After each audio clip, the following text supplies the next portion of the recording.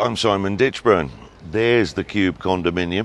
Scaffold has gone back up because we're connecting up the downpipes and the air condition, so there's a lot of small finishing details to be done on the outside.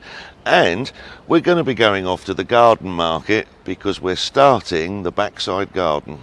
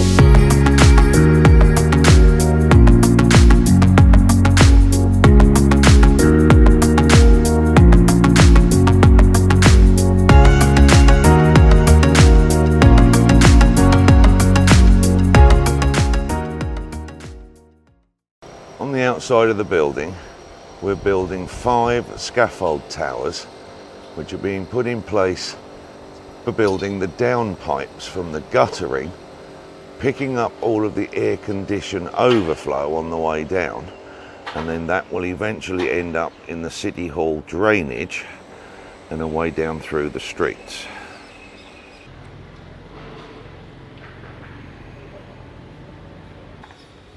You can see the air condition overflow pipes there coming through the wall, and they will connect directly into the downpipe from the guttering.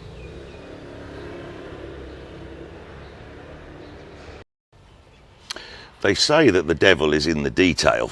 Well, I can't get involved in that one because I'm not really religious, but I do know that the detail is the difference between a good construction and a pile of rubbish. And let's face it, there's a lot of rubbish out there on the market. So take a look at one of the details here, which is actually going to be covered up. It's one of those items that it's a peace of mind because you know it's there, but you're never going to see it because it's all covered. Now, we just did some filming of the outside shot of the downpipe and where the air condition was coming through. This is the pipe that comes through the wall here at the top. Now, a lot of developments will just leave that air condition overflow pipe just sticking out of the wall, and they just let it drip on the floor. I mean, that's a real cheap end scale of doing things. What we've done here is we've installed the downpipe, which is coming from the guttering. So that's all the way up to the roof, all the way down to the bottom, which will eventually go across into the drain. And then we have joined all of the air condition pipes into that downpipe, taking all of the water away. Now, obviously, you've got to start with your small pipes and you've got to increase to the larger pipes to take it away. Don't ever do it the other way around, where you start with a large pipe and go into a small pipe. You'll end up with a blockage, so think about that one. So basically, this is taking the condensation water of the air condition away into the downpipe, so you don't have any horrible dripping water that people have got to walk through or dripping on their heads. And then as a detail, as a decoration detail, we will actually make a boxing around this. So we take an eyesore and we turn it into a decoration feature of the building. And I'll show you a very similar concept of what we've done inside with the air condition overflow units, where we've joined them into the bathroom plumbing. So come and have a look inside at that.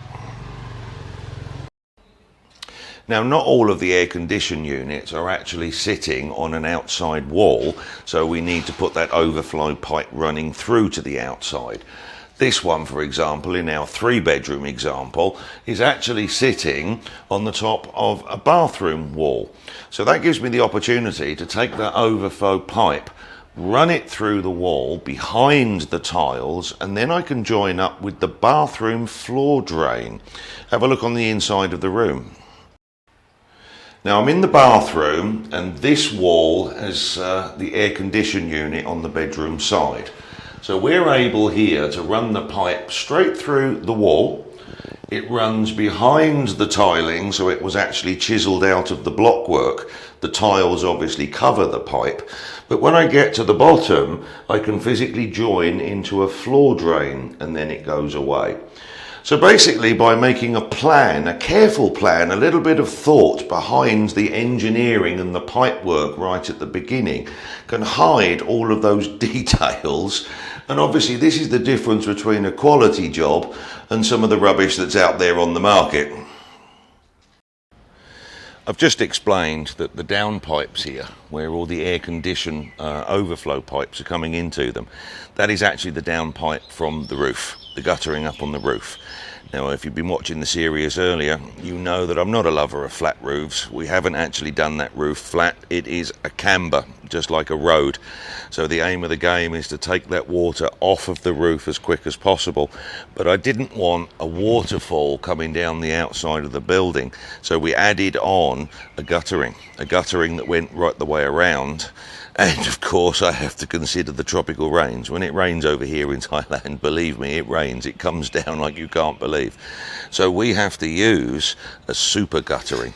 And just look at the size of that. Just look at that. This is a cross section, a piece of the guttering that we're using at the top there. What actually happens is this lip is underneath the cement so that the rainwater comes down into the guttering. So this is what pins it in position, and this is the size of the guttering that's got to take away all those torrential rains. And obviously the downpiping that we're using here is also double the size of anything that we would have in the UK. I mean, just take a look at that and think of the small gutterings that we have in Europe. The amount of water that that will take away is tremendous. And of course, by doing it, as I explained, by having that guttering, it stops having a waterfall down the outside of the building.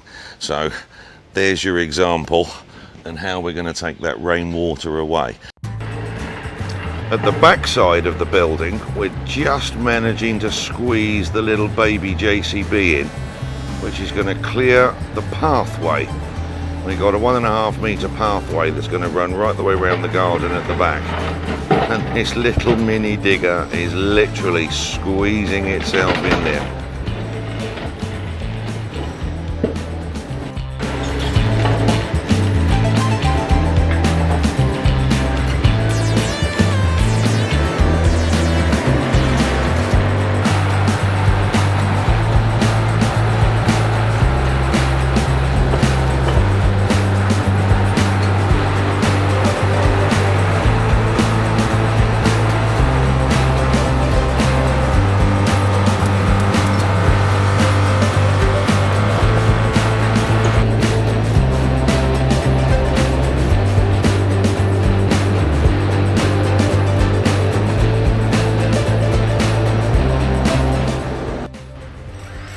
Very difficult to see what any of this is going to be at the moment, but that is the beginnings of the pathway that will run around the outside of the building, the backside.